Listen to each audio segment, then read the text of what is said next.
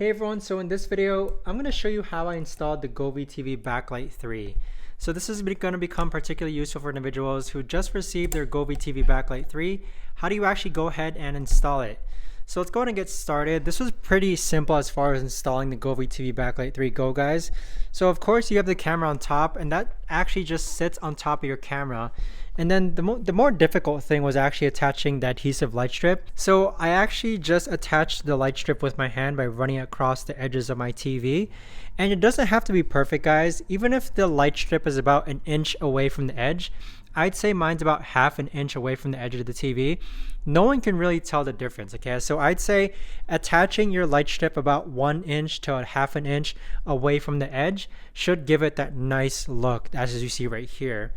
Now the other thing that you need to do is that it's pretty tight around here, but if you look back there, you're gonna see that right there is the control box on the Govee TV Backlight 3. And so it does have an adhesive to it, but I found that it kept falling off even with the adhesive. So let me actually show you a bit closer. What I did was I actually taped the control box to the back of my TV so that it would actually stick on. So there it is right there. You can see that there's some tape right there.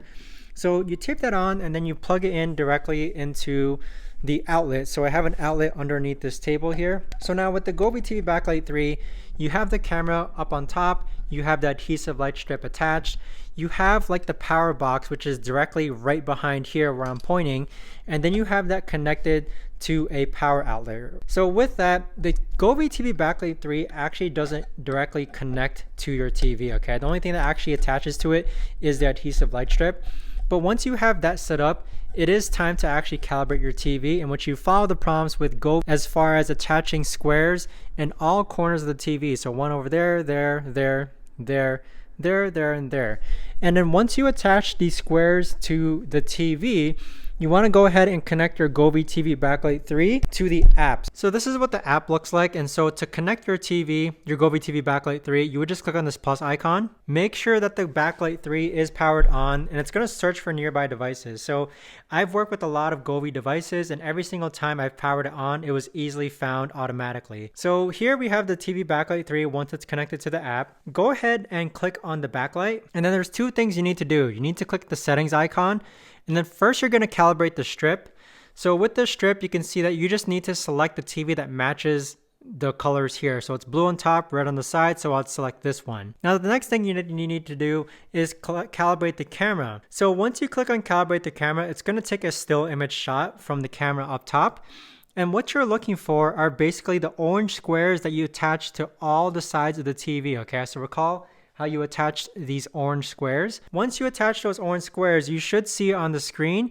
You just need to drag and drop the edges to match where the orange squares are.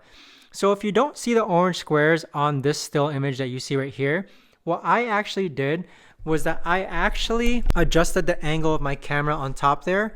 I kept adjusting it until I actually saw all the orange squares in the calibration process. So pretty much after that, that is how I installed the Govee TV Backlight 3, guys. If you guys have any questions, let me know in the comments down below.